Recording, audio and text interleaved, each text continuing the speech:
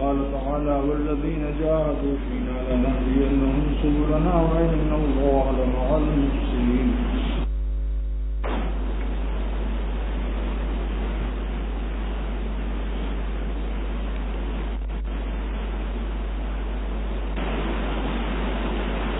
کوئی شخص اگر پردیس میں جائے اور پردیس ہمارا پھرے وی سی آر سینما دیکھے، وہاں کی رنگ رنگیوں میں اپنے زندگی اور دن کو ضائع کرے، اور کوئی دوست اس کا پوچھے کہ تم پردیس کس مقصد سے آئے ہو، پردیس میں آنے کا تمہارا کیا مقصد ہے، تو کہیں مقصد تو ہم کو نہیں معلوم، ہم کو 3 سال کا ویزا ملا ہے، 3 سال ہمیں یہاں عیش کرنا ہے، جو اچھی چیز لگے گی ہم اسے یوز کریں گے،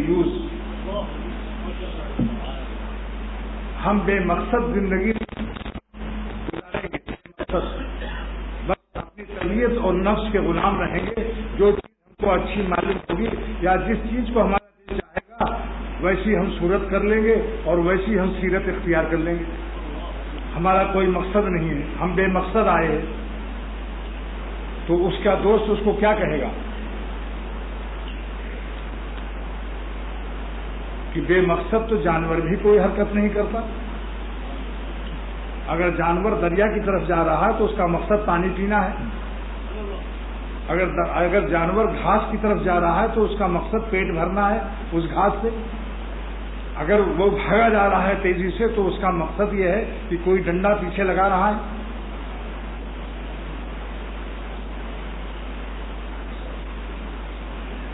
بتائیے تو انسان ہو کر کیسے بے مقصد پردیس میں یہاں آ سکتا ہے؟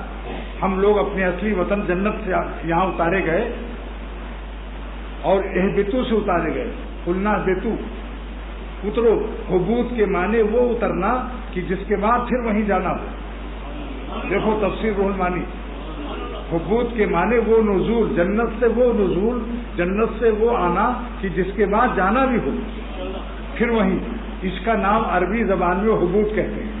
اللہ تعالیٰ نے وہ لغت نازل فرمائی تاکہ یہاں کا کوئی باشندہ اپنے کو انٹرنیشنل اور ہمیشہ کے لیے دائمی زندگی نہ سمجھے، سمجھ لے اللہ تعالیٰ نے لفظ حبوط سے اتارا ہے، لہذا ایک دن جانا بھی ہے، اور اس کا مقصد زندگی کا ہر سانس، زندگی کا ہر رخ، یہاں کا چلنا پھرنا، یہاں کے تمام حرکت سکون، ایک ایک سانس زندگی کی مقصد کے اندر اس کی ڈوبی ہوئی ہونی چاہیے۔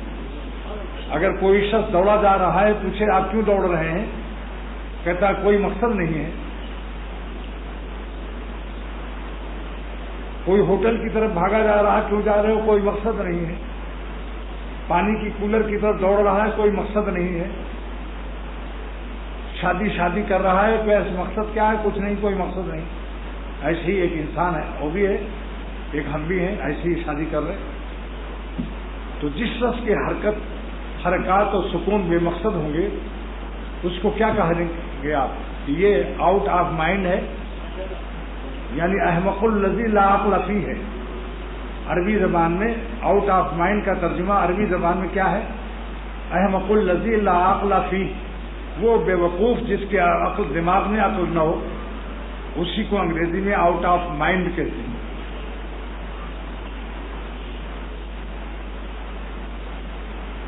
اس ظالم کو خبر ہی نہیں ہے کہ ہمارا ایک دن ریمائنڈ بھی ہوگا، یہاں سے جانا بھی ہے، جہاں سے آنا ہے۔ اس لیے دوستو، جب تک مقصد سامنے نہ ہو، جس لیے اللہ تعالیٰ نے دنیا میں بھیجا ہے، تو بغیر مقصد جو جی رہا ہے اس کے جینے کا کوئی قرینہ صحیح نہیں ہوگا، پاگلوں کی طرح جیے گا۔ وی سی آر میں مزہ آیا، وی سی آر دیکھ لے گا، مووی بن رہی ہو وہاں مووی بنوا لے گا، ننگی فلم دیکھے گا وہاں اس میں لگ جائے گا، جب دل چاہے گا گالوں کے بالوں کو داڑھی منڈا کر صفا چٹ کر دے گا، عورت بن جائے گا۔ کوئی نشہ کی بات کہے گا بہت مزہ، تو چرس بھی پی لے گا۔ کوئی کہے گا فلاں عورت زانیہ ہے، وہاں بھی پہنچ جائے گا۔ زندگی کا اس کا کوئی مقصد ہی نہیں ہے، جانور سے بھی بدتر ہے۔ اس لیے پہلے مقصد طے کیجئے کہ آپ لوگ کس لیے آئے ہیں۔ یہ مقصد کس سے پوچھیں گے آپ؟ امریکہ سے؟ لندن سے، جاپان اور جرمن سے پوچھیں گے، یا جس نے ہمیں بھیجا ہے اس سے پوچھیں گے کہ اے اللہ آپ نے ہم کو کس لیے بھیجا دنیا میں؟ اللہ تعالیٰ بیان فرما رہے ہیں کہ ہم نے تم کو کیوں زندگی دے کر بھیجا، وما خلقت الجن والانس الا لیعبدون، ہم نے اس لیے بھیجا کہ تمہارا ہر قدم میری بندگی میں ڈوبی ہوئی ہو، تمہارے ہر قدم کی حرکت میری بندگی کے دائرے کے اندر گرفتار ہو، تم میری محبت کے گرفتار رہو، اور یہ نہ پوچھنا کہ کئے دن نماز پڑھنی ہے، کتنے دن روزہ رکھنا ہے، کتنے دن VCR سے بچانا ہے، کتنی دن گناہ سے بچنا ہے، دن مت پوچھنا، وَاعْبُدْ رَبَّكَ حَتَّىٰ يَأْتِيَكَ الْيَقِينُ، اتنے دن تک ادائے بندگی کرتے رہو کہ جب تک موت نہ آ جائے۔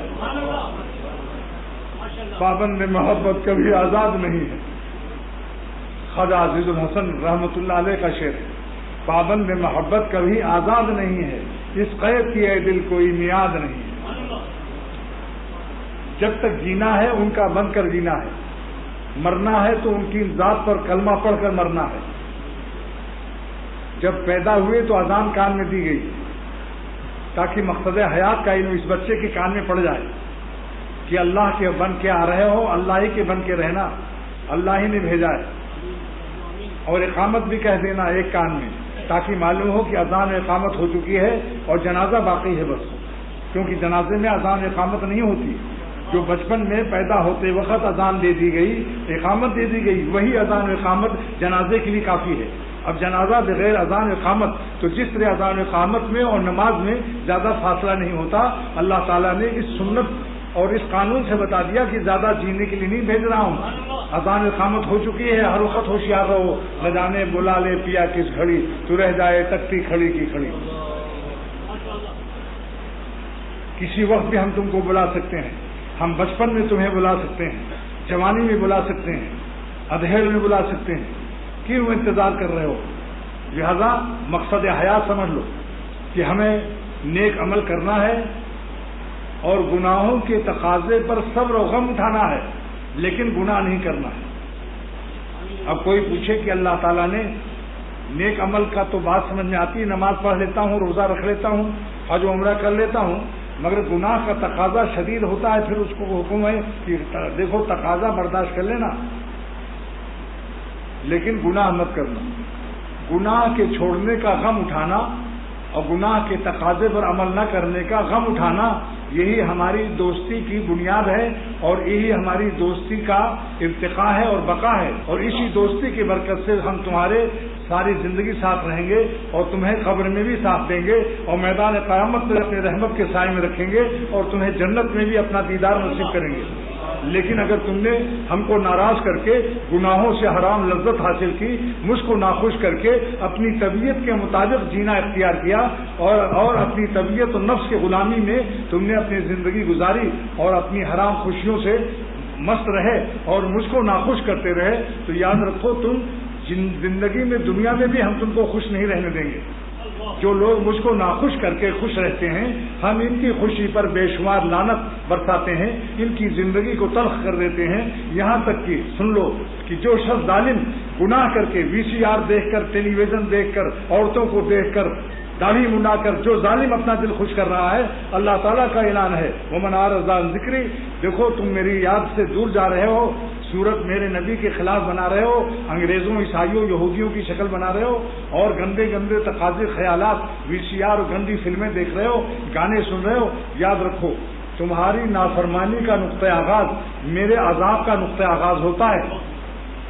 ادھر تم میری نافرمانی کی طرف ایک قدم بڑھے، ادھر میرا عذاب ایک قدم بڑھا، اور فائدہ تاخیریہ ہے فَإِنَّ لَهُ مَعِيشَةً ضَنكًا، ہم تمہاری زندگی کو تلخ کر دیں گے، تمہارا نقطۂ اعراض، تمہارا نقطۂ نافرمانی میرے عذاب کا نقطۂ آغاز ہوگا، ذرا بھی فصل نہیں ہوگا۔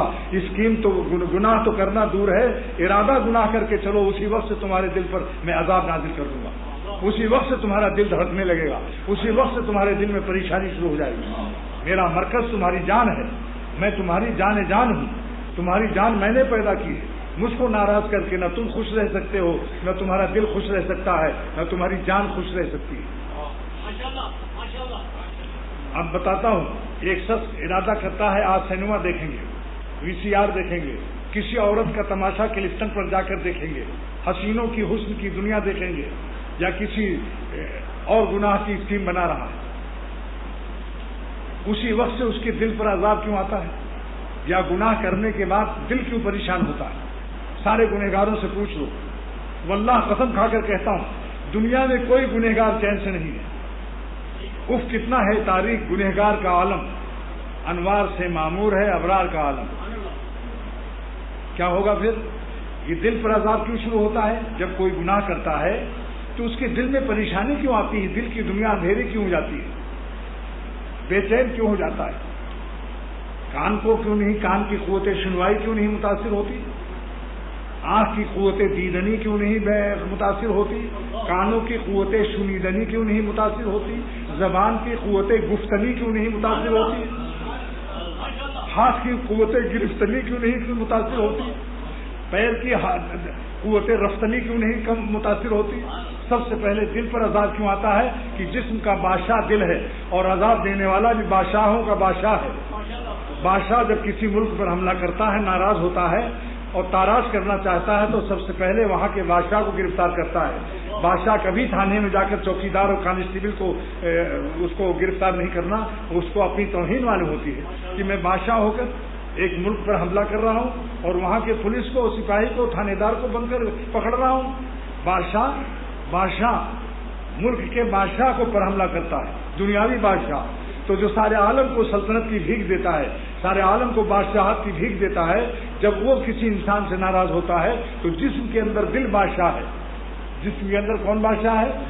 دل بادشاہ ہے۔ لہذا ہر گنہگار انسان کے سینے میں جو دل ہے، اس دل کی بادشاہت پر اس کا اللہ تعالیٰ کا عذاب برسنا شروع ہوتا ہے، اور دل کی بے چینی اور پریشانی شروع ہو جاتی ہے، زندگی اس کی تلخ ہو جاتی ہے۔ مولانا تھانوی رحمۃ اللہ علیہ فرماتے ہیں کہ جتنے دنیا میں رومانٹک اور عشق مجازی اور حسینوں کے چکر میں ہیں، ان کی دوزخی زندگی ہے، لا یموت فیہا ولا یحیا۔ دوزخ کے عذاب کے اللہ تعالیٰ اس کی بیان کرتے ہیں کہ دوزخ میں نہ زندگی ملے گی نہ موت۔ ہر گنہگار کی زندگی کا یہی حاصل ہے، نہ وہ زندہ ہے نہ مردہ ہے۔ زندگی موت کے درمیان کشمکش میں پریشان رہتا ہے، چہرے پر اس کی پریشانی کے آثار ہوتے ہیں، اور اللہ والوں کا چہرہ دیکھ لو، تقویٰ کی برکت سے ان کے چہرے پر کیا طمانینت ہوتی ہے، اور ان کی صحبت میں جا کر پریشانوں کو چین مل جاتا ہے تو خود ان کے دل کے چین کے عالم کا کیا چین ہوگا؟ آپ تجربہ کر لو، کسی اللہ والے کے پاس تھوڑی دیر جا کر بیٹھ لو، سر میں درد، پریشانی، انتہائی خودکشی تک کے ارادے ہوں، مگر کسی اللہ والے کے پاس جا کر بیٹھ لو، اسی وقت آپ کو نیند والی ہونے لگی، دل میں چین آ جائے گا۔ جیسے گرم بوتل فریج میں رکھ دو، اللہ والے فریج ہیں سکون و چین کے، ڈی فریزر ہیں، چلتا ہوا تڑپتا ہوا دل پیش کرو، اسی وقت سکون اور نیند آنی شروع ہو جائے گی۔ تو یہ ان کے چین کا کیا عالم ہوگا؟ جن کی صحبتوں سے چین ملتا ہے، جن کے پاس بیٹھنے سے چین ملتا ہے، خود ان کے چین کے عالم کا کیا عالم ہوگا؟ آج مجھے اللہ تعالیٰ نے ایک علم عظیم عطا فرمایا کہ دیکھو دنیا کا گولا 24,000 میل کا ہے، اس میں سمندر بھی ہے، پہاڑ بھی ہے، اور نیچے سپورٹنگ کوئی تھونی، کوئی پلر، کوئی کھمبا نہیں ہے۔ اتنا بڑا گولا، اتنے پہاڑوں کو، مینا کے کتنے پہاڑ ہیں، کشمیر میں کتنے پہاڑ ہیں، سارے پتھر، کروڑوں اربوں خربوں ٹن پہاڑ، سمندر، سب کو وزن، لیکن اللہ نے بغیر تھونی کمبا قائم کیا ہوا ہے۔ اور اپنے کو فرض کر لو کہ ہم ذرا باہر فضا میں ایک تخت اللہ نے دے دیا، وہاں نماز پڑھ رہے ہیں، اور سامنے پورا 24,000 کا عالم نظر آ رہا ہے بغیر تھونی کمبا، تو کس عظمت کے ساتھ سجدہ کرو گے؟ کس درد سے تمہیں اللہ کے نام میں مزہ آئے گا کہ بارے میرے اللہ کیا شان ہے کہ اتنا بڑا وزن 24,000 میل کا کرا گولا دنیا کا بغیر تھونی کمبا کھڑا ہے، اور پھر اس کو ایک چاند ملا۔ بقول سائنسداں مشتری کو 4 چاند ملے ہوئے ہیں، ایک سیارہ، ایک دنیا مشتری بھی ہے گولا زمین کا، ایک زحل ہے جس کو 6 چاند ملے۔ سوال یہ ہوتا ہے کہ دنیا کو ایک ہی چاند کیوں دیا اللہ نے؟ جب کہ چاند کا وجود جس کے ذریعے سے ہے وہ یہاں مدینہ پاک میں آرام فرما ہے، چاند اور سورج، آسمان اور زمین خدا نہ پیدا کرتا اگر سرور عالم صلی اللہ علیہ وسلم کو نہ پیدا کرتا. لولا کا لما خلقت السماوات والارض. اے محمد صلی اللہ علیہ وسلم، اللہ تعالیٰ فرماتے ہیں کہ اے محمد صلی اللہ علیہ وسلم، اگر آپ کو نہ پیدا کرتا تو زمین و آسمان، سورج چاند نہ ہوتے. تو جن کے صدقے میں چاند ملا، مشتری کو 4، زحل کو 6، اس کے صدقے میں جس عالم کے اندر خود سرور عالم صلی اللہ علیہ وسلم آرام فرمائے مدینہ پاک میں، اس دنیا کو ایک چاند کیوں اللہ نے دیا جن کے صدقے میں سارے چاند و سورج ہیں؟ جواب سنیے. جواب یہ ہے کہ اللہ تعالیٰ نے اپنے پیارے نبی صلی اللہ علیہ وسلم کی سنتوں کی اتباع کے لیے ہم کو دنیا پیدا کی کہ میرے نبی کے طریقے پر چل کر یہ سب میرے ولی اللہ اور دوست ہو جائیں اور جنت پہنچ جائیں. تو رمضان شریف کے لیے ان کو ایک چاند چاہیے تھا، کیونکہ رمضان میں روزہ رکھنا حضور کا فرمان ہے، اللہ تعالیٰ کا فرمان ہے، اور چاند دیکھنا بھی سنت ہے. تو 6 چاند کی تلاش میں کتنی چھکے چھوٹتے، 4 چاند کی تلاش کرنے میں کتنی چوکڑی مارنی پڑتی. ایک چاند دیا اللہ نے کہ ایک چاند دیکھو، جب نظر آ جائے رمضان کے روزے رکھو. کیونکہ اس دنیا میں شریعت ہے، مشتری زحل پر شریعت نہیں ہے، چاند کے اوپر کوئی شریعت نہیں ہے، کوئی انسان نہیں ہے، وہاں آکسیجن بھی نہیں ہے. جہاں زندہ رکھنا تھا ہم کو، وہیں اللہ تعالیٰ نے آکسیجن بھی عطا فرمایا. تو یہ دنیا کا جو گولا ہے، اللہ نے علم عظیم عطا فرمایا کہ جس گولے پر، جس دائرے میں ہم ہیں، اور زحل، مشتری، سورج و چاند، جتنے سیارے ستارے ہیں، سب بڑے بڑے گولے ہیں اور زمین سے کئی گنا بڑے ہیں. لیکن جس کے لیے پوری کائنات اللہ نے پیدا کی، سورج و چاند پیدا کیا، آسمان و زمین، اس کا سبب حضور صلی اللہ علیہ وسلم کی ذات گرامی ہے. وہ ذات گرامی اس دنیا کے 24,000 گولے کے اندر، مدینہ پاک کے اندر آرام فرما ہے. تو یہ عالم جو ہماری جو دنیا ہے، 24,000 میل کی دنیا جو ہے، یہ دنیا کا جو عالم ہے، یہ وہ عالم ہے جس پر ہم لوگ ہیں بیٹھے ہوئے. یہ وہ عالم ہے کہ سبب عالم کا حامل ہے. اس عالم میں سبب عالم آرام فرما ہے. مدینہ پاک میں جن کے لیے دنیا پیدا ہوئی، جن کے لیے سورج و چاند پیدا ہوئے، جن کے لیے آسمان و زمین پیدا ہوئی، سارے کائنات کا سبب اور سارے عالموں کا سبب اس عالم کے اندر ہے. اس عالم میں جو ہمارا عالم ہے، یہ دنیا جس کا نام ہے. تو کیا معلوم ہوا، یہ جس عالم میں ہم لوگ جی رہے ہیں، یہ وہ عالم ہے، یہ حامل سبب عالم ہے. اس میں سبب عالم آرام فرما رہے ہیں مدینہ پاک کے اندر. بتاؤ اس زمین کو کیا شرف حاصل ہے جس میں سرور عالم صلی اللہ علیہ وسلم آرام فرما رہے ہیں. اس زمین پر کیوں نہ آسمان رش کرے. فلک جیسے چومے زمین مدینہ، فلک جیسے چومے زمین مدینہ، آسمان جیسے زمین مدینہ کو چوم رہا ہے اور اللہ والے جھوم رہے ہیں. آسمان تو چومتا ہے خالی، اور اللہ والے جھومتے ہیں، عشق پیغمبر صلی اللہ علیہ وسلم اور سنت پر مرتے ہیں. مجال ہے اپنے گال سے داڑھی ہٹا دیں، کیونکہ جانتے ہیں میرے پیغمبر ہمارے رسول صلی اللہ علیہ وسلم نے بخاری شریف میں حکم دیا واف اللہا، داڑھیوں کو بڑھاؤ، مونچھوں کو کٹاؤ. کیا حکم نبوت پر استرا پھیرنا؟ پیغمبر کے حکم پر وہ امت جو استرا پھیرتی ہے، ذرا اپنے دل پر ہاتھ رکھو کہ کیا کر رہے ہو. تمہارے گال تمہارا ساتھ دیں گے قبر کے اندر؟ ارے دنیا میں بھی تمہاری زندگی تلخ ہے. جس دن واللہ قسم کھا کر اختر کہتا ہے داڑھی رکھ لو، صورت نبی کی بنا لو اور اللہ کی نافرمانی چھوڑ دو، اپنے دل میں ایسے چین کا عالم پاؤ گے کہ بادشاہوں کو عالم نصیب نہیں ہے، رومانٹک والوں کو عالم نصیب نہیں، لیلا اور مجنو کو نصیب نہیں، سموسے پاپڑ بریانی کھانے والوں کو نصیب نہیں. سارے عالم کو تمہاری نگاہوں سے اللہ گرا دے گا، جو تمہارے دل کے عالم کو اپنی فرما برداری کے صدقے میں دے گا. کس درد سے آپ کو عرض کر رہا ہوں کہ اللہ والے بن کر دیکھو، انشاءاللہ سارے سلاطین کے تخت و تاج آپ کو اپنے سامنے نیلام ہوتے نظر آئیں گے. اللہ والے بن کر دیکھو، انشاءاللہ آپ کی نگاہوں میں ساری دنیا کی مجنو اور لیلا سب بیکار نظر آئیں گے، مردہ لاشیں نظر آئیں گی. ساری دنیا کے پلاؤ، بریانی، شامی کباب آپ کی نگاہوں سے گر جائیں گے. اللہ جب کہو گے تو یوں سمجھو گے کہ سارے عالم کا ایک کیپسول آ رہا ہے میرے قلب میں. نگاہ اقربا بدلی، مزاج دوستاں بدلا. اور نافرمانی کی دنیا کیا ہے؟ نافرمانی. نگاہ اقربا بدلی، مزاج دوستاں بدلا، نظر کن کی کیا بدلی کہ کچھ سارا جہاں بدلا. اللہ والوں کی زمین آسمان اور ہیں، اللہ والوں کے لمحے حیات اور ہیں، اللہ والوں کی ہر سانس اور ہے. ہر وقت ان کو کچھ عجیب عالم ہے، اور گنہگاروں کی ہر وقت آسمان اور زمین اور ہیں. ان کے دماغ پاگل کی طرح سے پھر رہے ہیں، سکون و چین سے خالی ہے. آج دنیا کی نیند حرام ہے. ولیم 5 کا ایجاد بھی نہیں تھا پہلے.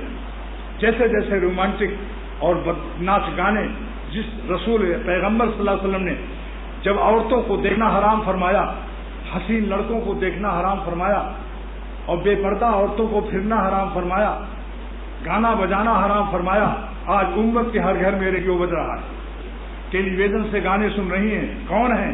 حجن جو ہر سال کرتی ہیں۔ کون ہے؟ حاجی صاحب سن رہے ہیں گانا، ٹیلی ویژن گھر گھر میں پہنچ گیا۔ جبکہ میرے شیخ شاہ ابرار الحق صاحب دامت برکاتہم فرماتے ہیں ٹیلی ویژن سانپوں کا پٹارا ہے، ایک سانپ سے چھوٹو گے دوسرا سانپ کاٹے گا، اولاد زانی بدکار غنڈہ ہو جائے گی، تمہیں جوتے رسید کرے گی جب بڈھے ہو جاؤ گے۔ اے ماں باپ سن لو، ابھی سے ہوشیار ہو جاؤ، لڑکوں کو اللہ والا نیک بناؤ، پھر بڑھاپی میں مزے کھاؤ، جوانی میں لڑکوں کو بیج بو نیکی کا، پھر جوانی میں بڑھاپے میں پھل کھاؤ۔ وہی بچے اللہ والے تمہارے پیر دبائیں گے، سر میں تیل لگائیں گے، ورنہ تم ہائے ہائے کرتے رہو گے درد سر سے، اور لڑکے تمہارے سینما دیکھنے گئے ہوں گے بیگم کو لے کر، بہو بھی کام نہیں آئے گی۔ بہو کیا معلوم ہوگی؟ بہو شیطان کی معلوم ہوگی۔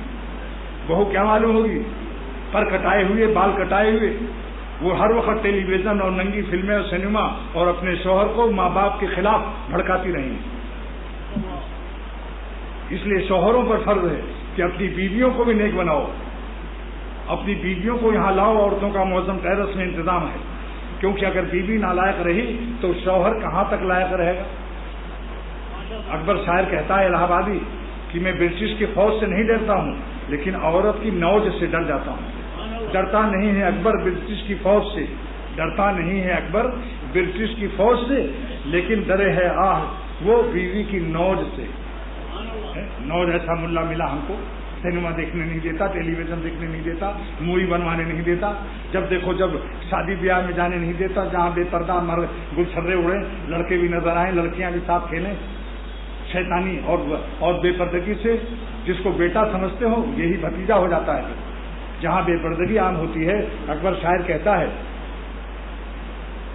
آج یہ پردہ دری کا آج کل یہ پردہ دری کا یہ نتیجہ نکلا، جس کو سمجھے تھے کہ بیٹا ہے بھتیجا نکلا۔ دیکھ لو ساری دنیا میں چین نہیں ہے۔ میں کہتا ہوں واللہ بڑا گناہ تو چھوڑو، اگر چھوٹا گناہ بھی ہو جائے تو بھی اللہ تعالیٰ کی ذرا سی ناراضگی بھی ہمارے دل کی دنیا کو تباہ کر دیتی۔ اس لیے کہ اللہ تعالیٰ فرماتے ہیں میرا تھوڑا خوش ہو جانا سارے عالم کی نعمتوں سے اعلیٰ اور اکبر ہے۔ رضوان من اللہ اکبر، رضوان میں تنوین تقلیل کے لیے اور من تبعیضیہ ہے کہ اللہ تم سے ذرا بھی خوش ہو جائے تو ساری کائنات کی نعمتوں سے افضل چیز پا گئے۔ تو جس کی ذات گران عظیم الشان ایسی ہو کہ جن کا تھوڑا خوش ہونا سارے عالم آسمان و زمین اور ساری نعمتوں سے یہاں تک کہ جنت کی نعمتوں سے بھی افضل ہے مالک کا تھوڑا خوش ہو جانا۔ تو بتاؤ جو مالک کو خوش کر رہا ہے وہ جنت سے افضل نعمت دنیا میں پا رہا ہے، اسی دنیا میں، اور جو اللہ تعالیٰ کو ناراض کر کے گناہوں میں مبتلا ہے کسی درجے میں صحیح چھوٹا یا بڑا، کیا ہوگا اس کا؟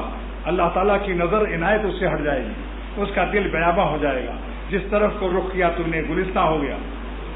اختر کا شعر ہے، ہر نیکی سے مالک کی نگاہ عنایت پڑتی کہ میرا بندہ مجھ کو خوش کرنے کی کوشش کر رہا ہے۔ یہاں تک کہ گناہ سے بچنے کا جب غم اٹھاتا ہے اس وقت بھی اللہ تعالیٰ خوش ہوتے ہیں۔ بندے کا دل تو غمگین ہے، کیا یہ شریعت ہم کو گناہوں کا حرام مزہ نہیں لینے دے رہی ہے، لیکن اس کی پریشانی اور اس کے غم پر اللہ تعالیٰ ہنس رہے ہیں، مسکرا رہے ہیں، خوش ہو رہے ہیں، خوش ہو رہے ہیں کہ وارے میرے بندے اپنے دل پر غم جھیل رہے ہیں مگر مجھے خوش کر رہے ہیں۔ ایسے دل پر کتنی رحمتیں نازل ہوتی ہیں جو اللہ تعالیٰ کو خوش کر دے اور اپنے دل کو غمگین کر لے، حسرت اور زخم حسرت کھا لے، دل سے کہہ دے نہ دیکھیں گے نہ دیکھیں گے انہیں ہرگز نہ دیکھیں گے، کہ جن کو دیکھنے سے رب میرا ناراض ہوتا ہے۔ کیا اللہ رحم الرحمین نہیں ہے؟ کیا وہ ہمارے غم کی کوئی قیمت نہیں لگائے گا؟ ساری دنیا تو سینما VCR اور اللہ والے نظر بچا بچا کے ہر وقت دل پر غم اٹھائیں، کیا خدا تعالیٰ آسمان والا ایسا بے رحم ہے کہ ہمارے غموں پر ان کو رحم نہیں آئے گا؟ واللہ کہتا ہوں ذرا ان کے راستے میں ایک ذرہ غم اٹھا کے دیکھو، حق تعالیٰ اپنی رحمت کی بارش کر دے گا۔ اور ان حسینوں کے چکر میں جو اٹھ پڑ رہے ہو، بیوی مستثنا ہے، بیوی اللہ تعالیٰ نے دی، اس سے پیار کرو، اس کی محبت کرو۔ یہ میں اور عورتوں کے لیے کہتا ہوں جو سڑکوں پر پھر رہی ہیں، جن کے چکر میں آج لوگ اپنی بیویوں کا حق ادا نہیں کرتے باہر والی کو دیکھ کر۔ اس لیے کہتا ہوں کہ جن لوگوں نے حسینوں کو دیکھ کر ایک ذرہ حرام خوشی درآمد کی. میں واللہ کہتا ہوں کہ ان کے دل کی بے چینی کے عالم کو میں نہیں کہہ سکتا جس سے مالک کی نظر پھر جائے. نگاہ اقربا بدلی، مزاج دوستاں بدلا، نظر ان کی کیا بدلی کہ کچھ سارا جہاں بدلا. اگر اس کے دل کو حیات مل گئی ہوتی کبھی اللہ والوں کی صحبت سے تب یہ سمجھتا کہ کتنی موت برس رہی ہے. لیکن مردہ پر اگر 1,00,000 موت برسے، مردہ کیا جانے کہ موت کیا چیز ہے اور زندگی کیا چیز ہے. جن کے گناہوں سے دل مردے ہو چکے ہیں ان کو گناہوں کا اثر نہیں زیادہ ہوتا. اللہ والے بنو، اللہ اللہ کرو، ذرا روشنی میں رہو، پھر اندھیرا بجلی فیوز ہو تب پتہ چلے گا. جس ظالم کے گھر میں پہلے ہی سے بجلی نہیں ہے اس کے گھر میں بجلی فیل ہو جائے محلے میں تو اسے کوئی غم نہیں ہوتا. تو جن کو اللہ تعالیٰ کی محبت، اللہ کی معرفت، اللہ تعالیٰ کی عبادت کا اور ان کی جان نالائق اور منحوس اور لعنتی جانوں کو جن کو اللہ تعالیٰ کے قرب کی لذت نصیب ہی نہیں ہوئی، وہ ظالم جان، وہ منحوس اور لعنتی جان کیا جانے کی جانے جان پر فدا ہونے سے کیا ملتا ہے. مردے کو 1,00,000 جوتا لگا دو، ابھی اس کو لیے رہو، تقریر کی حالت میں مت دو، یہ رہو. بہت افسوس کی بات ہے کہ تقریر کی حالت میں پرچہ دیا جاتا ہے، سارے مضمون کو ادھر ادھر کر دیا. مت کسی کی وکالت اختیار کرو. اگر کسی کو پرچہ دے وہیں اس کو کہو ابھی نہیں.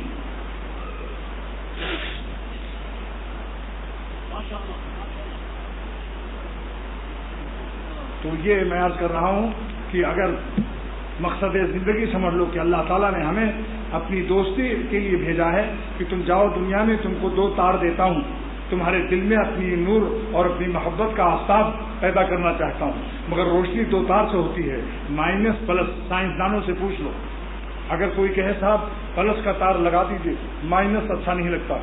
یعنی کیا مطلب؟ نیکی کا حکم دے دیجیے، گناہ سے بچنے کا حکم اٹھا لیجیے.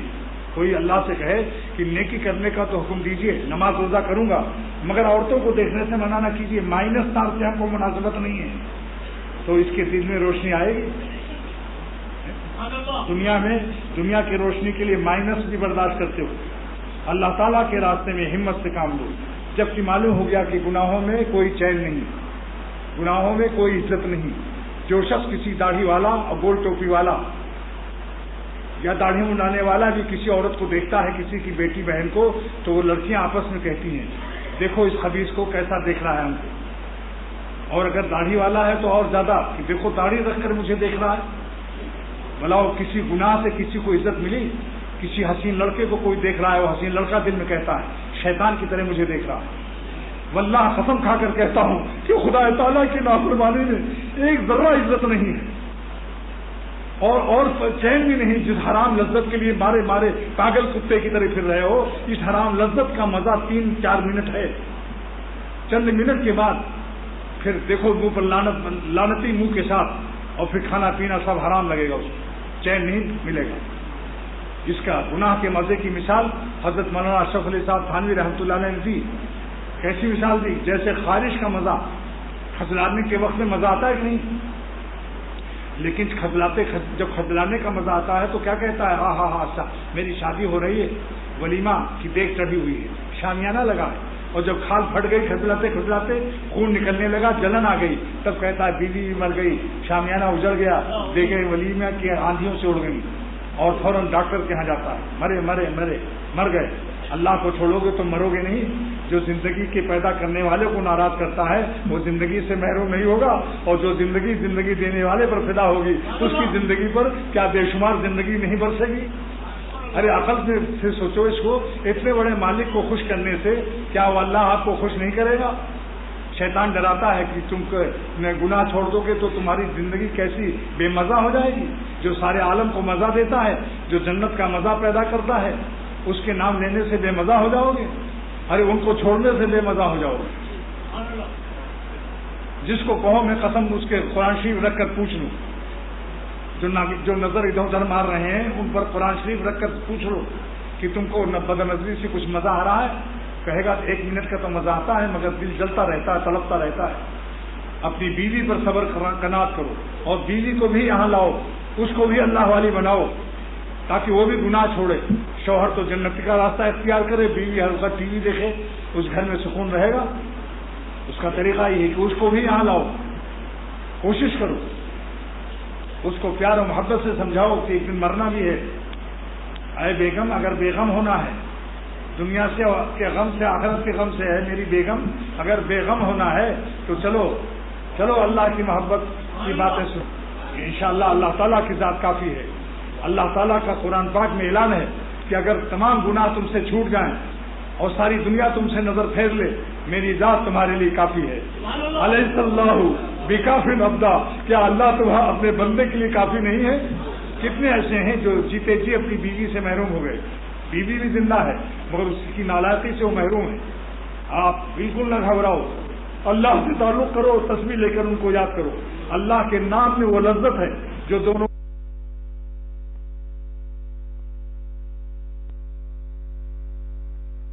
لے کر یہ دنیا نہ ہو، یہ عالم نہ ہوگا تو پھر کیا کرو گے؟ زحل مشتری اور مریخ لے کر.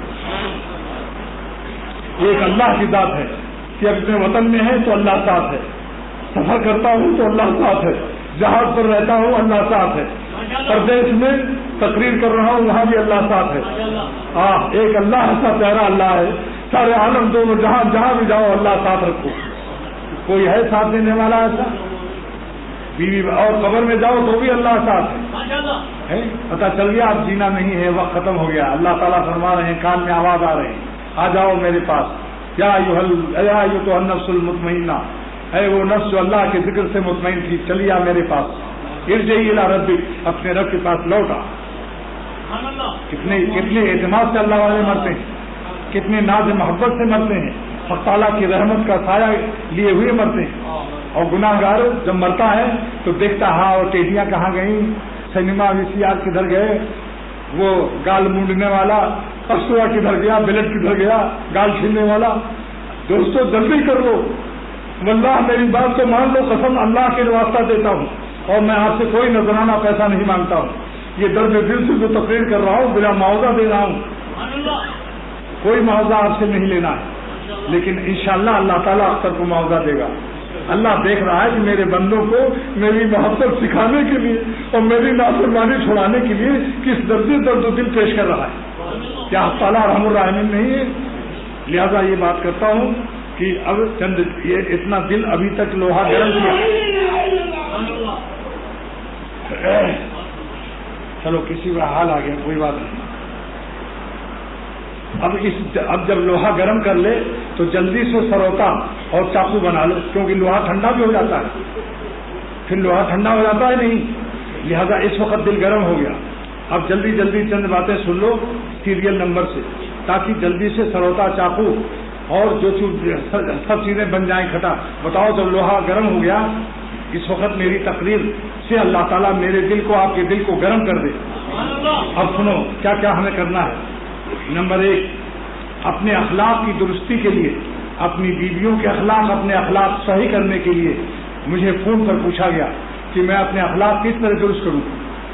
میں تو اس کا جواب سنیے، میرے شیخ کا بتایا ہوا. شاہ الحق صاحب دامت برکاتہم، بہشتی زیور کا حصہ نمبر 7. آج شاید 10-5 منٹ تقریر دیر ہو جائے کیونکہ میرا سفر ہو رہا ہے اتوار کو انشاءاللہ تعالی غیر ملکی. یہ نہیں بتاؤں گا کہ کدھر جا رہا ہوں. اللہ تعالیٰ 3 ہفتے کا سفر ہے، 3 ہفتے کا سفر ہے 2 ملکوں میں، ایک ملک میں 2 ہفتہ، ایک ملک میں 1 ہفتہ. انشاءاللہ تعالیٰ 21 دن کے بعد پھر ملاقات کے لیے دعا کرو. اللہ تعالیٰ صحت و عافیت کے ساتھ سفر نصیب فرمائے. اور مولانا مظہر صاحب کا تقریر ہوتی رہے گی. آپ کو میں مشورہ دیتا ہوں کہ آپ میرے مشورے کو رد نہ کریں، آتے رہیں، ان کی تقریر بھی سنتے رہیں. انشاءاللہ یہاں آنے ہی سے آپ کے دل کی دنیا بدل جائے گی. اس خانقاہ میں میری آہیں جذب ہیں، اس خانقاہ میں میرے بزرگوں کی تقریریں جذب ہیں. اس خانقاہ میں یہ جو درد دل سے بیان کر رہا ہوں مسجد کے ذرے ذرے میں جذب ہو رہا ہے، خانقاہ میں ذرے ذرے میں جذب ہے. انشاءاللہ آپ آ کر یہاں سکون محسوس کریں گے. لہذا آپ جلدی کرتا ہوں. نمبر 1 کیا ہے کہ آپ لوگ بہشتی زیور کا حصہ نمبر 7 پڑھیں روزانہ، تاکہ عورتوں کے اور ہم سب کے اخلاق صحیح ہوں. پوری سنتیں نبی صلی اللہ علیہ وسلم کا پوری زندگی اس کے اندر ہے. کیا یاد کیا؟ بہشتی زیور حصہ نمبر 7 روزانہ پڑھ لو 3-4 صفحہ. نمبر 2، تبلیغی جماعت کی برائی مت کرو، کیونکہ ہمارے بزرگوں نے تبلیغی جماعت کی تعریف کی ہے. اور اتنی مخلص جماعت پوری دنیا میں کوئی جماعت نہیں ہے. یہ بھی سن لو, ان کی یہ ایسی پارٹی ہے تبلیغ والوں کی کہ اس پارٹی کے پیچھے کوئی بالٹی نہیں ہے, بلکہ اپنی بالٹی خود ساتھ رکھتے ہیں, اپنا کھانا اپنا بستر ساتھ رکھتے ہیں, اپنے خرچ سے سارے عالم میں دین پھیلا رہے ہیں. لیکن کوئی بات ایسی ہو جائے جیسے ماں باپ کو چھوڑ کر جانے لگے, ان کو مسئلہ بتایا جائے گا. اگر نماز کے لیے کوئی مسئلہ بتا دے کہ سجدہ سہو واجب ہو گیا تو کیا وہ نماز کا مخالف ہے یا نماز کی توہین کر دی؟ لہذا تبلیغ والوں کو اللہ کے احکام بتائے جائیں گے, علماء سے مشورہ کرنا ان کو بتایا جائے گا, مگر تبلیغی جماعت کی برائی مت کرو. نماز کی کو کیسر سے سہو تو سکھا دو کہ فلاں وقت پر نکلنا جائز ہے. ماں باپ بیمار ہوں تو نکلنا جائز نہیں, جبکہ ایک ہی بیٹا ہو اور دوسرے بھائی بھی نہ ہو جو ماں باپ کو سنبھال سکے. بہرحال علماء سے, اپنے محلے کے علماء سے پوچھو, اور پھر لہذا تبلیغی جماعت کو برا مت کرو. یہ جماعت بہت برکت والی ہے, سارے عالم میں دین پھیلا رہی ہے, اور اکثر جہاں بھی جاتا ہے یہی جماعت والے تبلیغ والے میرے پاس آتے ہیں اور میری تقریر سنتے ہیں. چاہے کشمیر کی پہاڑیاں ہوں, چاہے کینیڈا کا ایڈمنٹن ہو, ٹورنٹو ہو, بفلو ہو, ڈیٹرائٹ ہو, اٹلانٹا ہو, شکاگو ہو اور نیو یارک ہو, یا ساؤتھ افریقہ کا دربن ہو, کیپ ٹاؤن ہو, جہاں بھی جاتا ہوں یہی بیچارے تبلیغ والے جڑتے ہیں. لہذا تبلیغ کو برا مت کرو, لیکن اس کے حدود کو اللہ تعالیٰ نے فرمایا کہ تبلیغ کرو, اچھی بات پھیلاؤ, برائی سے روکو, لیکن الامرون بالمعروف والناہون عن المنکر, بھلائی پھیلاؤ, برائی سے روکو, مگر والحافظون لحدود اللہ, اللہ کے قانون کا بھی خیال رکھنا. لہذا قانون کے جاننے والے علماء ہیں, علماء سے اپنے بچوں کو کہو, علماء سے پوچھو کہ ہم بیمار ہیں, ماں بیمار ہے, اس وقت تمہارے لیے جانا مناسب نہیں, پھر چلے جانا وغیرہ. ایک مثال بتا دیا, بچہ پیدا ہونے والا ہے, کل کسی کی بیوی کو بچہ ہونے والا ہے, اس کو چھوڑ کر چلے میں مت جاؤ, ایک دن لیٹنگ کر لو تاکہ بچہ سلامتی سے ہو جائے. کیا مشکل, کیا آپ کو ضرورت پیش آ جائے اور وہ بیوی آپ کے رک جانے سے, چلا لکھانے کے باوجود رک جانے سے 10 عورتوں سے کہے گی کہ تبلیغ والے بڑے پیارے ہیں, دیکھو میرا میاں لکھا چکا تھا مگر میرا بچہ ہونے والا تھا اس لیے تبلیغ میں نہیں گیا, رک گیا, تو 10 عورتیں اور تبلیغ میں, 10 مرد اور تبلیغ میں لگ جائیں گے. اگر آپ چلے گئے تو کہیں گی میاں تبلیغیوں سے اللہ بچائے, مجھے کل لڑکا ہونے والا تھا پھر بھی ظالم چلا گیا میرا شوہر مجھ کو چھوڑ کر. لہذا تبلیغ کو بدنام نہ کرو, اس کے مسائل پوچھتے رہو علماء دین سے. دلیل پیش کرتا ہوں, سیدنا عثمان رضی اللہ تعالیٰ عنہ, جنگ بدر کتنا مشکل جنگ تھی, 313 یہ تھے مسلمان اور ہزاروں کافر تھے, لیکن اس وقت سیدنا عثمان رضی اللہ تعالیٰ عنہ سے آپ نے فرمایا, اے عثمان تم جنگ میں شرکت مت کرو, تم اپنی بیوی بیمار ہیں ان کے علاج کرو, مدینہ شریف میں رہو, جنگ بدر نہ لڑو.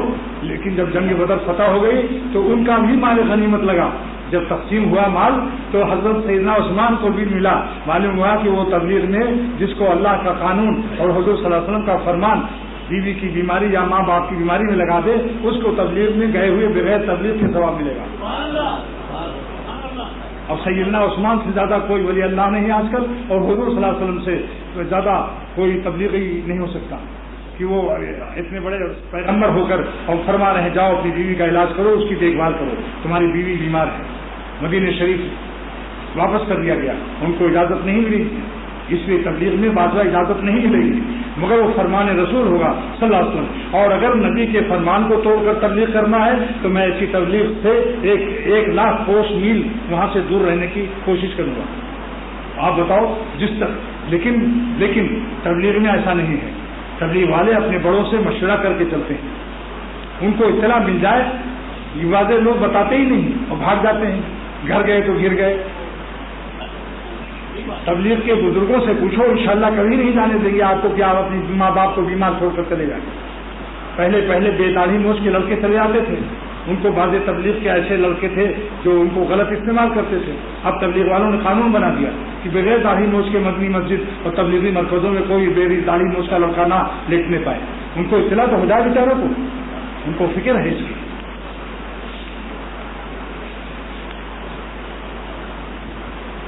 اچھا, وطر سے پہلے 2 رکعت تہجد کی نماز پڑھ لو, کیونکہ آج کل 3 بجے رات کو اٹھنا, 4 بجے رات کو ہر شخص کی ہمت نہیں ہوتی. ہم چاہتے ہیں آپ 100% تہجد گزار ہو جائیں. حضرت حکیم الامت اور علامہ شامی لکھتے ہیں کہ جو وطر سے پہلے کوئی 2-4 رکعت نفل پڑھ لے تہجد کی نیت سے، قیامت کے دن وہ تہجد گزار اٹھے گا۔ جس کو دلیل لینی ہو میرے پاس آ جاؤ، کتاب کھول کر دکھا دوں گا۔ حکیم الامت سے بڑے ہم لوگ مولانا نہیں، مولانا اشرف علی صاحب تھانوی رحمۃ اللہ علیہ، اور علامہ شامی سے بڑے فقیہ نہیں۔ لہٰذا یہ بھی آج ارادہ کر لو کہ وطر سے پہلے 2-4 رکعت پڑھ لیں گے، پھر اگر 4 بجے رات کو آنکھ کھل جائے تو اس وقت بھی پڑھ لو۔ کس نے منع کیا ہے؟ گوشت چپاتی کھا لو عشاء کے بعد اور بریانی کھا لو 3 بجے رات کو اٹھ کر، منع کس نے کیا ہے؟ لیکن ایسا نہ ہو کہ بریانی کی لالچ میں گوشت چپاتی بھی جائے، بکری کا گوشت چپاتی کھا لو، وطر سے پہلے 2-4 رکعت پڑھ لو، کم سے کم 2 ہی پڑھ لو۔ اوابین مغرب کے بعد 6 رکعت ہے، تو آپ 3 فرض مغرب پڑھ کر 2 سنت موقدہ پڑھ کر اور 2 نفل تو پڑھتے ہی ہو، 2 نفل اور پڑھ لو تو سنت موقدہ ملا کر 6 رکعت اوابین ہو جائے گی۔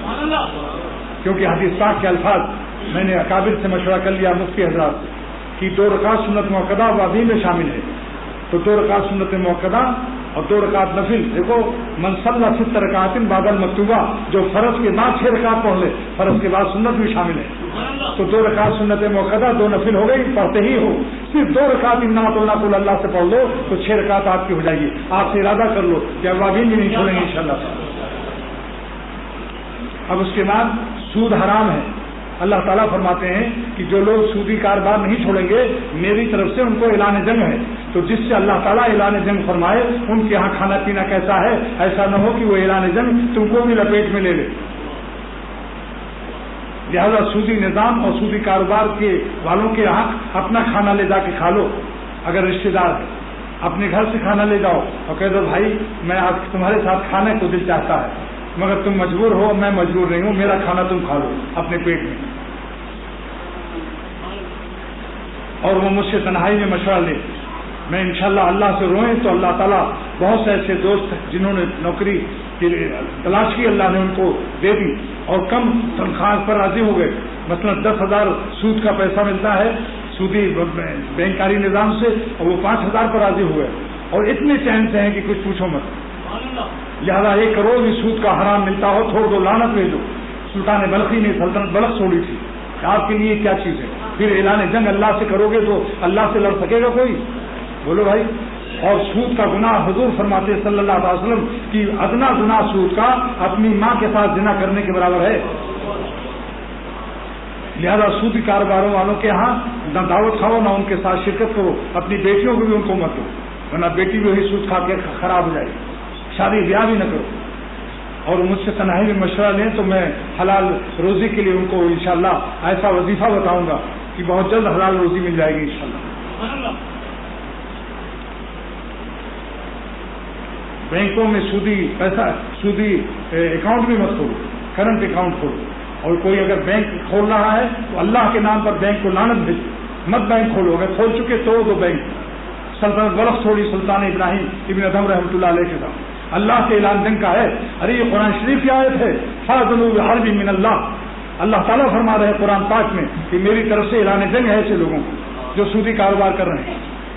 معمولی بات ہے، قرآن شریف پر بھی نہیں مانے، مرنے کے بعد چند 10 کروڑ رکھ لو۔ لوگ کہتے ہیں کہ یہ مولویوں نے سود حرام کر دیا، مولویوں نے نہیں کیا، اللہ تعالیٰ نے حرام فرمایا۔ اور بعض بے وقوف کہتے ہیں آؤٹ آف مائنڈ کہ سودی نظام نہ ہونے سے آج مسلمان پستی میں ہے، ترقی نہیں ہو رہی ہے، اور یہودی مالدار ہو گئے۔ سنو، ترقی کی 2 قسمیں ہیں، مولانا کی علمت فرماتے ہیں ترقی کی 2 قسمیں ہیں، ایک تو بادام کھا کر ورزش کر کر موٹا ہو گیا، اور ایک دوسرا موٹا ہوا، ایک دشمن آیا 10 لاٹھی ماری یہاں بازو پر، زور زور، صبح جب اٹھا تو 3 انچ گوشت اٹھا ہوا تھا، سوجا تھا، گوشت سوجیا نہیں، تو دشمن کی مار سے جو گوشت بڑھ جاتا ہے جس کا نام ورم ہے، سوجن ہے، اس کے لیے اسپتال ایڈمٹ ہوتے ہو، وہ ترقی عذاب ہے۔ بتاؤ، دشمن 10 لاٹھی مار دے، گوشت میں ترقی ہوئی یا نہیں؟ صبح گوشت سوج گیا، اتنا ہو گیا، سوج آدھا فٹ بڑھ گیا، 2 انچ بڑھ گیا۔ یہ بتاؤ ترقی آپ چاہتے ہو؟ اس ترقی کو؟ صحت مند ترقی وہ ہے جو اللہ کو راضی کر کے چٹنی روٹی باندھ لو۔ صحابہ نے پتھر باندھا پیٹ پر، اپنے اللہ کو ناراض نہیں کیا، صحابہ نے پیٹ پر پتھر باندھا، اللہ تعالیٰ کو ناراض نہیں کیا۔ آج ہم ماشاءاللہ سب گوشت روٹی کھا رہا ہے۔ شرعی پردے کا اہتمام کرو، اپنے بھائیوں سے اپنی بیوی کو پردہ کراؤ، شرعی پردہ سمجھ لو، ماموزاد، چچازاد، خالازاد، پھوپھیزاد، خالو، جد بھالو ہیں، ان سے بھی پردہ کراؤ۔ خالو کا وزن بھالو سے ملتا ہے. کہہ دو باہر ہی بیٹھیے آپ باہر کھانا آ جائے گا. خالو صاحب آلو کی طرح گھسے جا رہے ہیں. میں ہندوستان گیا, میرے خاندان میں خالو بیٹھے ہوئے ہیں, سروتا سے چھالیاں کاٹ رہے ہیں. میں نے کہا نکالو اس بڈھے کو. خالو صاحب آپ کو شرم نہیں آئی؟ آپ کیسے خالو؟ نکلو جا کے باہر بیٹھو. عورتوں میں گھسی شرم نہیں آتی؟ یہ ہم لوگ بزدل ہجڑے ہو چکے ہیں. اگر اللہ کی محبت ہوتی انشاءاللہ دیکھتا کہ خالو کیسے گھر میں گھستا. اگر بھالو گھسے گا تو گھسنے دو گے؟ موئی, وی سی آر, موئی, سب حرام کام چھوڑ دو. اللہ کے نام پر کہہ رہا ہوں, ورنہ پریشانی اور اللہ کے ناراضگی میں کبھی چین کا خواب بھی نہیں نظر آئے گا. موئی, ننگی فلمیں, تصویروں کو گھر میں نہ رکھو, نہ فوٹو کھنچواؤ بلا ضرورت. حج و عمرہ مستثنا ہے, پاسپورٹ وغیرہ بلا ضرورت فوٹو مت لگاؤ اپنے باپ داداؤں کی. اللہ کا فرمان, نبی کا فرمان صلی اللہ علیہ وسلم, ہمارے باپ دادا کروڑوں سے بہتر ہے. چاہے وہ پیر مرشد کی تصویر کیوں نہ ہو. پیر مرشد کی تصویر بھی حرام ہے. بعض جاہل لوگوں نے اپنے پیروں کی تصویریں لگائی ہیں اور اس میں ہار پہنا رکھا. یہ بھی حرام و شرک ہے. گمراہ شخص ہیں. ایسا پیر بھی, ایسا مرید بھی جو پیر کی تصویر رکھتا ہے. سرور عالم صلی اللہ علیہ وسلم کا حکم زیادہ اہم ہے یا پیروں کا؟ بتاؤ. حضور صلی اللہ علیہ وسلم نے اس گھر میں قدم نہیں رکھا جس میں تصویر تھی. فرمایا نبی اس گھر میں قدم نہیں رکھ سکے گا, نہ رکھے گا, اور رحمت کے فرشتے بھی نہیں آئیں گے. آج چھوٹے چھوٹے بچے, میں عورتوں سے کہتا ہوں جو میری بات سننے آتی ہیں, اپنے بچوں کو اس لباس میں نہ لائیں جس میں تصویر کتا یا بلی بنی, اور گھر میں بھی نہ رکھو. تمہارا بچہ رحمت کے فرشتوں سے دور ہو جائے گا, کسی بلا میں مبتلا ہو سکتا ہے. درخت بنواؤ, درخت لگا لو, اگر کوئی اور پہاڑ سمندر کر لو. اور 2-3 بات اور رہ گئی, 1-2 منٹ. شرعی داڑھی رکھ لو. شرعی داڑھی کیا معنی ہے؟ 40 قدم سے نظر آئے. بعض بیوقوف کہتے ہیں داڑھی اتنی کافی ہے. یہ لاڈ کرزن کٹ موچ ہے کہ مکھی کے برابر رکھ لو. داڑھی بھی مکھی کی طرح رکھ لو. یہ لاڈ کرزن کی موچ داڑھی نہیں ہے. یہ سرور عالم صلی اللہ علیہ وسلم کی عطا فرمودہ داڑھی ہے. ایک مٹھی تینوں طرف رکھنا ہوگا. ایک مٹھی, اپنی مٹھی حجام کی نہیں, اپنی مٹھی حجام کے بچے کی نہیں. ایک مٹھی ادھر, ایک مٹھی ادھر. داڑھی دار سے اس ہڈی سے داڑھی رکھنا فرض ہے, واجب ہے. اس کا منانا حرام ہے. صفحہ نمبر 115, بیشتی زیور, حصہ نمبر 11 دیکھ لو. منڈانا بھی حرام, کترانا بھی حرام. ایک مٹھی سے کم دیکھ لو, کتاب کا حوالہ دے رہا ہوں. بیشتی زیور, صفحہ نمبر 115, جلد نمبر 11. پیجامہ ٹکنے سے اوپر رکھو. پیجامہ سے, لنگی سے, کرتے سے ٹکنا چھپ جائے گا تو اللہ تعالیٰ کی رحمت سے محروم ہو جائے گا. بتاؤ اللہ کی رحمت زیادہ قیمتی ہے تمہارا ٹکنا اور تمہارے گال زیادہ قیمتی ہیں یا اللہ تعالیٰ کی رحمت و کرم؟ اور مونچھیں زیادہ قیمتی ہیں یا اللہ تعالیٰ کے نبی کی شفاعت؟ نبی صلی اللہ علیہ وسلم فرماتے ہیں جو لمبی مونچھ رکھے گا اس کو میری شفاعت ہرگز نہیں ملے گی, شفاعت سے محروم ہو جائے گا. تو بتاؤ نبی کی شفاعت قیامت کی نہیں چاہیے یا مونچھیں لمبی لمبی چاہیے؟ آج ہی جا کے مونچھوں کی قربانی کرو. قربانی کا مہینہ بھی آ رہا ہے. جس جانور ذبح ہونے سے پہلے اپنی مونچھوں کو ذبح کر لو. اور جو لوگ مونچھیں بالکل مڈائے ہوئے ہیں, مونچھ نہیں ہے, مشین سے چلا دیں تو وہ 50% نمبر پا چکے ہیں. داڑھی رکھ لیں بس. بھائی 2 حکم ہوا نا بخاری شریف میں, داڑھیوں کو بڑھاؤ, مونچھوں کو کٹاؤ. تو مونچھ کو کٹا چکے, 50 نمبر پا چکے. 50 نمبر کی خوشخبری سنا رہا ہوں کو. اب 50 نمبر اور لے لو, بس 100% پاس ہو جاؤ. اب دو مچھر کے کاٹنے کی سنت اللہ تعالیٰ نے کل عطا فرمایا کہ جب مچھر کاٹے تو حضور صلی اللہ علیہ وسلم نے انا للہ و انا الیہ راجعون پڑھا ہے. آج کل ہم مچھر ہمیں کاٹتے ہیں, ہم اس سنت کو بھولے ہوئے. اور عورتوں میں مسافہ بھی جاری کرو. عورتوں سے مسافہ کرنا بھی سنت ہے. آج کل عورتیں مسافہ نہیں کرتی ہیں مگر مردوں سے نہیں. خوب غور سے سن لینا بھائی, عورتوں سے مسافہ کرنا سنت ہے اور مردوں کا عورتوں سے جائز نہیں ہے. بیوی سے کر سکتا ہے, شوہر اپنی بیوی سے مسافہ کر سکتا ہے.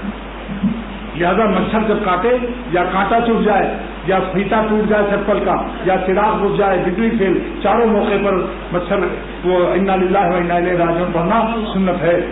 یہ سنت زندہ کرو. تو مجھے مچھر نے کاٹا, میں نے نہیں پڑھا, بعد میں تنبیہ ہوئی کہ تم کو مچھر نے کاٹا, تم نے میری نبی کی سنت انا للہ کیوں نہیں پڑھی؟ تو پھر کل فجر میں نے یہی تقریر کی مچھر کے کاٹنے کی سنت کو, تفسیر روح المعانی اور کتابوں کے حوالے سے. اب اس کے بعد ایک سنت سن لو, بس تقریر ختم. اوپر چڑھیے تو اللہ اکبر کہیے. جب اوپر سیڑھیوں پر چڑھیے کیا کہیے, اور ہوائی جہاز جب ٹیک آف کرے کیا پڑھیے, اللہ اکبر, اور لفٹ پر کھڑے ہوئیے جب اٹھے اللہ اکبر, سواری موٹر پر جب چڑھائی آ جائے اللہ اکبر. اتنا ہے اوپر چڑھنے کا تفصیل. جہاز میں سمجھ میں بات نہیں آتی, جہاز ٹیک آف کر رہا ہے اجڑ ہو رہے ہو, کننا اضافہ اتنا کب برنا. صحابہ فرماتے ہیں جب ہم اوپر چڑھتے تھے اللہ اکبر کہتے تھے, نیچے اترتے تھے سبحان اللہ پڑھتے تھے.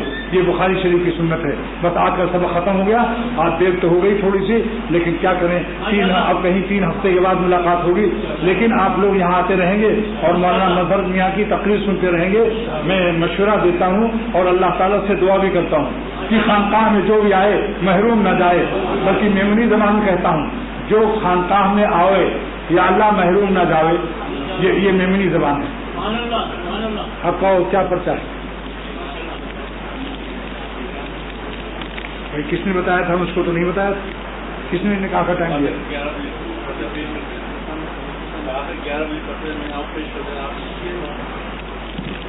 بھائی جتنے پرچے ہیں میرے پاس پڑھنے کا وقت نہیں. دعا کرو اللہ تعالیٰ جو کچھ اس پرچے میں لکھا ہے تو جانتا ہے, اور ہمارے دلوں کی تمام حاجتیں جانتا ہے, اور ہمارے دلوں کی تمام پریشانیاں جانتا ہے, اور ہماری جاری نالائقیوں کو اور بدنظری کو بھی تو جانتا ہے. اے خدا ہمارے جسمانی روحانی تمام بیماریوں سے آپ باخبر ہیں, اور تمام تکالیف و پریشانیوں سے اللہ ہم سب کی تمام پریشانیاں دور فرما دے, اور صحت جسمانی بھی دے دے, صحت روحانی بھی دے دے, اور ہماری دنیا آخرت دونوں جہان عطا فرما دے, اور صحت و عافیت سے آپ کو رکھے, ہم کو بھی رکھے. دونوں جہان کے مالک دونوں جہان ہم سب کو بخش دے. وآخر دعوانا الحمدللہ رب العالمین. اور جو نہیں مانگا اللہ بے مانگے سب کو دے دے. وآخر دعوانا الحمدللہ رب صلی اللہ تعالیٰ مت نکالو, وہاں نکاح والوں کو بلاؤ. جن کے پاس جن کا وضو ہو بیٹھ سکتے ہو نکاح میں شریک ہو جائے. جن کے پاس جن کا وضو ہو بیٹھ سکتے ہو نکاح میں شریک ہو جائے. جن کے پاس جن کا وضو ہو بیٹھ سکتے ہو نکاح میں شریک ہو جائے. جن کے پاس